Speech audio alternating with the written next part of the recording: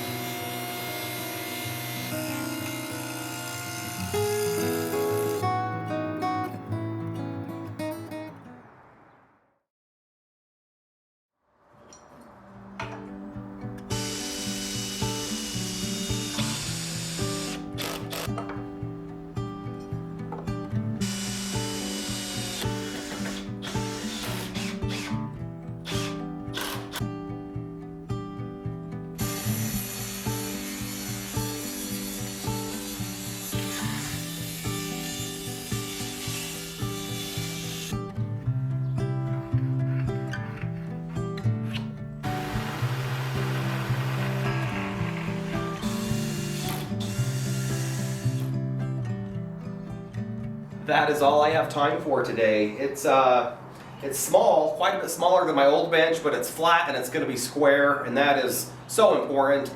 I'm going to have to figure out some storage. I'll probably put some cabinets in it. I've got stuff everywhere that used to be stored in my old bench, but we'll figure that out when we get there, and we'll be back at it soon.